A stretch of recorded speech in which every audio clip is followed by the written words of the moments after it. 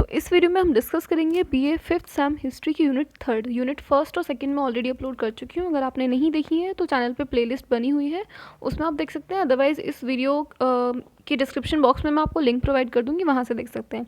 इस लेक्चर या किसी भी लेक्चर की पीडीएफ अगर आपको चाहिए तो टेलीग्राम चैनल ज्वाइन करके वहाँ से आप पीडीएफ डाउनलोड कर सकते हैं। तो अब स्टार्ट करते हैं आज की हमारी यूनिट, जिसका टाइटल है राष्ट्रवाद के सिद्धांत। ठीक है, तो फर्स्ट यूनिट में हमने देख लिया था राष्ट्रवाद क्या होता है। फर्स्ट यूनिट में आपका 1857 का रिवॉल्ट था। सेकेंड यूनिट में राष्ट्रवाद से रिलेटेड कुछ डेफिनेशंस थी, कुछ उसकी थ्योरीज थी। ठीक है, इसके अलावा थर्ड यूनिट में आते हैं आपके राष्ट्रवाद के सिद्धांत, और साथ ही महात्मा गांधी और रविन्द्रनाथ टैगोर की जो विचारधाराएं हैं उनका एक क्लासिफिकेशन या एक डिफ्रेंसिएशन यहाँ पे दिया हुआ है। तो सबसे पहले बात कर लेते हैं महात्मा गांधी का, एक ओवरव्यू देख लेते हैं। जिन भी यूनिवर्सिटीज़ में एमसीक्यूज आते हैं उनके लिए थोड़ी सी डिटेल्स ज़रूरी हैं। तो महात्मा गांधी की बात करें तो 1869 में इनका जन्म हुआ है गुजरात में काठियावाड़ के पोरबंदर नामक स्थान पर। ठीक है, और 1887 में ये इंग्लैंड गए थे, वहाँ से इन्होंने वकालत की पढ़ाई की है। 1891 में ये भारत लौटे थे और 1893 में एक मुकदमे की पैरवी के लिए फिर ये दक्षिण अफ्रीका गए थे, जहाँ से वापस ये आते हैं 1915 में। ठीक है, जो कि नेशनलिज्म वाले चैप्टर में हमने काफ़ी डिटेल में पहले पढ़ा हुआ है।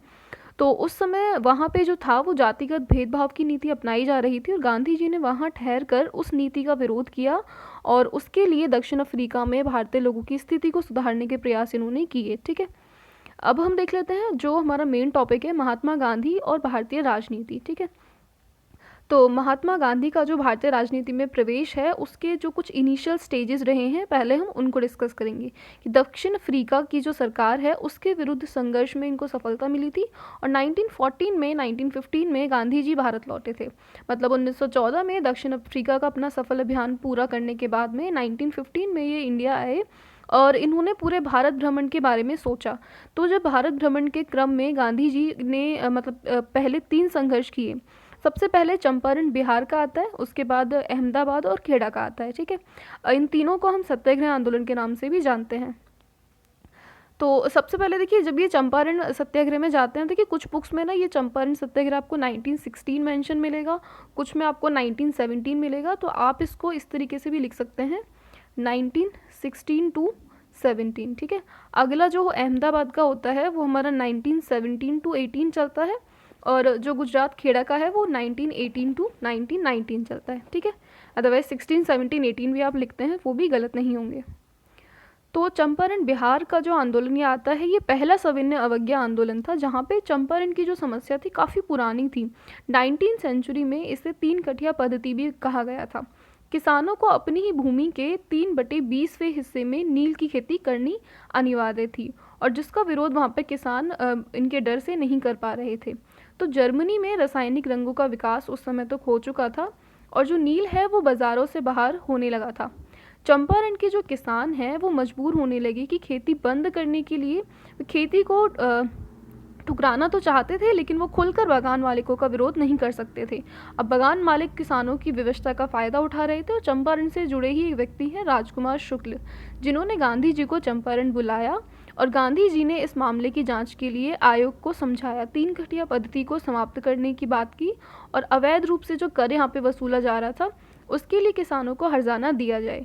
बागान मालिकों ने 25% हिस्सा किसानों को लौटाया और 1 दशक बाद जो बागान मालिक हैं उन्होंने चंपारण को छोड़ दिया।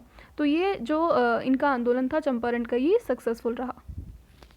इसके बाद अगला आता है अहमदाबाद की मिल हड़ताल, जो कि 1918 में हुई। तो चंपारण के बाद में गांधी जी अहमदाबाद मिल हड़ताल के मुद्दे पर पहुंचे और मिल मालिकों और मजदूरों के बीच में प्लेग बोनस को लेकर के विवाद छिड़ा हुआ था। तो गांधी जी ने मजदूरों की हड़ताल को और 35% बोनस की मांग करने को कहा। यहाँ पे ट्रिब्यूनल ने इन मजदूरों के पक्ष में ही निर्णय दिया।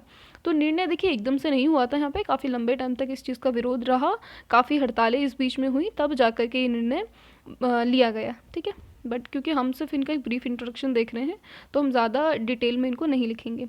उसके बाद आता है खेड़ा सत्याग्रह, जो कि 1918 में गुजरात के खेड़ा में हुआ और पूरी फसल वहाँ पे बर्बाद हो गई थी, जिस वजह से सरकार ने किसानों से मालगुजारी वसूलने की जो प्रक्रिया थी वो जारी रखी थी और राजस्व संहिता के अनुसार यदि फसल का उत्पादन कुल उत्पादन के 1/4 पार्ट से कम हो तो राजस्व पूरी तरह माफ़ कर देना चाहिए, लेकिन सरकार ने ऐसा नहीं किया और गांधी जी ने किसानों को प्रेरणा दी, लगान ना अदा करने की बात कही उनसे और अधिकारियों ने फिर आदेश दिए और उनसे वसूला जाने वाला जो लगान था मतलब उसको कम करने के आदेश यहाँ पे दिए गए।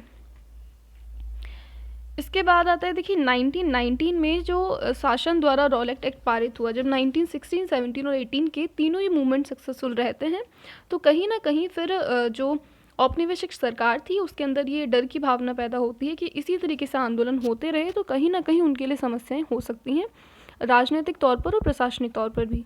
तो इन्हीं आंदोलनों को रोकने के लिए 1919 में यहाँ पर रॉलेट एक्ट पारित किया गया, जिसमें किसी भी व्यक्ति पर देशद्रोह का मामला चलाया जा सकता है। 2 वर्ष के लिए उसे बिना किसी कार्रवाई के जेल में डाला जा सकता है ताकि वो कोई भी मूवमेंट आगे नहीं हो सके। तो 1919 में गांधी जी ने इस एक्ट का विरोध किया और उन्होंने सत्याग्रह समाज की स्थापना की। 6 अप्रैल 1919 को उन्होंने एक हड़ताल का आयोजन किया, जिसके विरोध के लिए 1919 में ही 13 अप्रैल को एक जलियांवाला बाग में सभा होने वाली थी, जहाँ पे लोग बैसाखी का मेला देखने भी आए थे और इस एक्ट के विरोध में भी आए थे। और फिर जलियांवाला बाग हत्याकांड हुआ था, जिसके बारे में आप जानते हैं, बट हमारे सिलेबस में वो नहीं है तो हम उसको कंटिन्यू नहीं करते हैं। कितने मूवमेंट इन्होंने स्टार्ट किए सिर्फ वही देखते हैं। फिर 1920 में कांग्रेस का नागपुर अधिवेशन हुआ, जिसमें कांग्रेस के सर्वमान्य नेता के रूप में इनको पहचान मिली गांधी जी को। 1920 में पहला असहयोग आंदोलन इन्होंने चलाया। 1922 में हिंसात्मक रूप ले लिया था इनके आंदोलनों ने, जिस वजह से इन्होंने अपने आंदोलनों को स्थगित किया।